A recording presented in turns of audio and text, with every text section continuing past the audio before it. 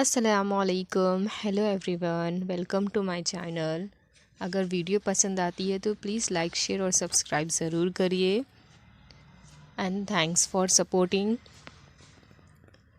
اس video کا یہ part 2 ہے، تو چلیے سٹارٹ کرتے ہیں۔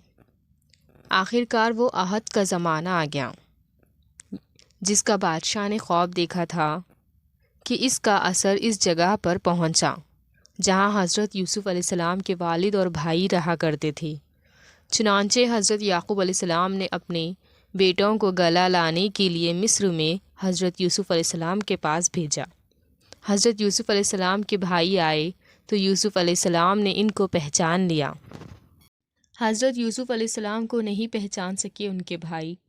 حضرت یوسف علیہ السلام نے ان کو گلا دیا اور کہا کہ اگلی دفعہ آؤ تو اپنے دوسرے بھائی کو بھی ساتھ لے کر آنا، ورنہ میں تم کو گلا نہیں دوں گا۔ اور اپنے ملازموں سے کہا کہ جو قیمت انہوں نے گلا کی دی ہے وہ بھی چپکے سے ان کے سامان میں رکھ دو تاکہ وہ پھر سے مصر آئے۔ جب یہ لوگ اپنے شہر کنعان پہنچے تو اپنے باپ حضرت یعقوب علیہ السلام سے کہا کہ ابا جان، اب کہ ہمارے ساتھ بھائی کو بھیجیے، ورنہ ہم کو گلا نہیں ملے گا اور ہم اس کی خوب حفاظت کریں گے۔ جب انہوں نے اپنا اسباب کھولا اور اس میں ساری رقم دیکھ کر بہت خوش ہوئے اور پھر اپنے والد سے کہا کہ دیکھیے، آپ ہمارے ساتھ بھائی کو ضرور بھیجیے، ہم کو خوب حفاظت کریں گے اور ہم کو سامان بھی زیادہ ملے گا۔ حضرت یعقوب علیہ السلام نے کہا، جب تک تم اللہ کا عہد مجھ کو نہ دو کہ اس کی حفاظت کرو گے، اس کو میں سب کے ساتھ رکھوں گے، اس وقت تک میں اس کو تمہارے ساتھ نہیں بھیجوں گا۔ آخر کار سب بھائیوں نے عہد کیا۔ حضرت یعقوب علیہ السلام نے ان کو نصیحت کی کہ تم سب ایک دروازے سے داخل مت ہونا۔ آخر جب یہ سب علیحدہ دروازوں سے داخل ہوئے تو حضرت یوسف علیہ السلام نے اپنے سگے بھائی یمین کو بتایا کہ میں تمہارا سگا بھائی ہوں اور میں تم کو اپنے پاس رکھوں گا۔ آخر جب ان سب کے سامان تیار ہو گئے تو حضرت یوسف علیہ السلام نے اپنا ایک برتن اپنے سگے بھائی کے سامان میں چپکے سے رکھوا دیا اور اعلان ہوا کہ شاہی کٹورا گم ہو گیا، جس نے لیا ہے وہ دے دے، اس کو ایک اونٹ گلا انعام دیا جائے گا۔ سب بھائیوں نے انکار کیا۔ بادشاہ کے آدمی نے کہا کہ جس کے سامان میں سے نکلا اس کو روک رکھے، اس کی یہی سزا ہے کہ ہمارے ملک کا بھی یہی قانون ہے۔ پھر تمام بھائیوں کی تلاشی لی گئی، آخر یمین کے سامان میں سے وہ کٹورا نکلا۔ اس طرح بھائیوں نے یہ دیکھا تو کہنے لگے، اس کا بھائی بھی چور تھا۔ حضرت یوسف علیہ السلام نے سب کچھ سنا اور خاموش رہے۔ اب سب بھائیوں نے مل کر حضرت یوسف علیہ السلام کی درخواست کی کہ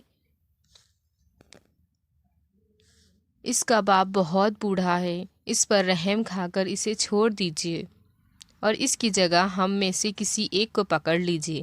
حضرت یوسف علیہ السلام نے فرمایا، اللہ کی پناہ، جو چور کو چھوڑ کر بے گناہ کو پکڑ لو۔ جب یہ لوگ بالکل مایوس ہو گئے تو سب نے مل کر مشورہ کیا کہ اب کیا کرنا چاہیے، تو سب سے بڑے نے کہا، تم نے اللہ کی قسم کھا کر اپنے باپ کو یقین دلایا تھا کہ اس کو ضرور واپس لاؤ گے، پھر یوسف کے ساتھ ہم نے جو حرکتیں کی وہ تم سے چھپی نہیں، اس لیے میری تو ہمت نہیں کہ باپ کو منہ دکھاؤں یا خود ظاہر ہونے کی اجازت دے۔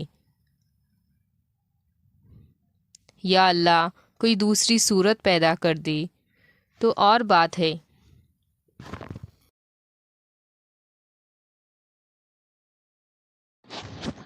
تم لوگ جاؤ، جو کچھ ہوا ہے ٹھیک ٹھیک اپنے والد سے بیان کر دو۔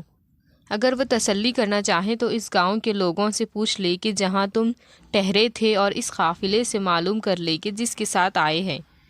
اس مشورے کے بعد یہ لوگ گھر پہنچے اور اپنے والد کو سب قصہ سنایا۔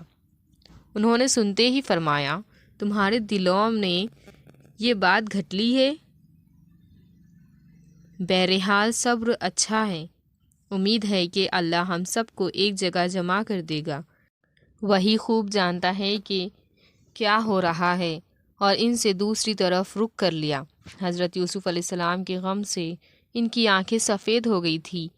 یوسف کے بھائیوں نے کہا، ابا جان اب تو یوسف کو یاد کرتے ہو، بھول جائیں گے اور جان دے دیں گے۔ انہوں نے فرمایا، میں تو اپنی شکایت اللہ سے کرتا ہوں، اور میں اس کی باتیں جانتا ہوں جن کی تمہیں خبر نہیں۔ جاؤ یوسف اور اس کے بھائی کو تلاش کرو، وہ مصر میں ہی کہیں نہ کہیں مل جائیں گے۔ اللہ کی رحمت سے نا امید ہونے کی کوئی وجہ نہیں۔ حضرت یوسف علیہ السلام کے بھائیوں سے ملاقات۔ اب ایک بار پھر سب بھائی مل کر مصر پہنچے۔ حضرت یوسف علیہ السلام سے گھر والوں کی بری حالت بیان کی اور کہا کہ ہم اپنے ساتھ بہت تھوڑا سامان لائے ہیں، مگر چاہتے ہیں کہ آپ پورا گلا دیں۔ حضرت یوسف علیہ السلام نے اپنے گھر کے یہ حال سنا تو بے تاب ہو گئے، ان سے رہا نہ گیا، اور انہوں نے اپنے بھائیوں سے کہا، تم جانتے ہو کہ تم نے یوسف اور اس کے بھائی کے ساتھ کیا کیا ہے؟ بھائیوں نے نہایتی تعجب اور حیران کے ساتھ پوچھا کہ کہیں آپ ہی تو یوسف نہیں؟ آپ نے فرمایا، ہاں میں ہی یوسف ہوں، اور یہ میرا بھائی ہے۔ اللہ نے ہم پر بڑا احسان کیا۔ بے شک جو شخص نیک زندگی بسر کرتا ہے اور صبر سے کام لیتا ہے، اللہ اس کا بدلہ دیتا ہے۔ جب تمام بھائیوں کو یقین ہو گیا کہ جس کے دربار میں ہم اس وقت کھڑے ہیں ہمارا بھائی یوسف ہے، تو سب نے مل کر اپنے گناہوں کا اقرار کیا۔ آپ نے فرمایا، تم کوئی فکر نہ کرو، تم پر کوئی الزام نہیں، اللہ تمام گناہوں کو معاف کرے، وہی سب سے زیادہ رحم کرنے والا ہے۔ جو میرا کرتا میرے باپ کے چہرے پر ڈال دو، ان کی بینائی لوٹ آئے گی، اور پھر سب کو یہاں لے آؤ۔ ادھر قافلہ مصر سے روانہ ہوا، اور ادھر حضرت یعقوب علیہ السلام نے اپنے گھر والوں کو یہ خوشخبری دی کہ مجھے یوسف علیہ السلام کی خوشبو آ رہی ہے۔ انہوں نے سنا تو کہا کہ تمہارے سر پر ایک ہی تخت سوار ہے، آخر قافلہ آ گیا۔ حضرت یوسف علیہ السلام کا کرتا ان کے سامنے رکھ کر تمام حالات سنائے تو انہوں نے گھر والوں سے کہا، دیکھو میں تم سے نہیں کہا تھا؟ آخر سب بیٹوں نے مل کر باپ سے گناہوں کی معافی مانگی اور مصر کو چل دیے۔ حضرت یوسف علیہ السلام سے ملاقات ہوئی تو انہوں نے اپنے ماں باپ کو اپنے پاس ٹھہرایا اور کہا، خدا چاہے تو مصر میں امان اور آرام کے ساتھ رہیے۔ پھر ان کو اپنے ساتھ تخت پر بٹھایا۔ سب کے سب بھائی شاہی ادب باجا لائے۔ آپ نے فرمایا، یہ میرے خواب کی تعبیر ہے، اللہ نے اس کو سچ کر دیا۔ اس نے مجھ پر بڑا احسان کیا ہے جو مجھے قید سے چھڑایا، اور شیطان نے جو فساد میرے اور میرے بھائیوں کے درمیان ڈال دیا تھا، آپ سب کو دیہات و بیابان سے یہاں لے کر آیا۔ بے شک میرا رب خیر کی قیمت جانتا ہے۔ اے میرے پروردگار، تو نے مجھے حکومت دی، باتوں کا مطلب سمجھا دیا۔ اے زمین و آسمان کو پیدا کرنے والے خدا، تو ہی دنیا و آخرت میں میرا کام بنانے والا ہے۔ مجھے مسلمان ہی مرنا اور نیک بندوں کے ساتھ ملا دینا۔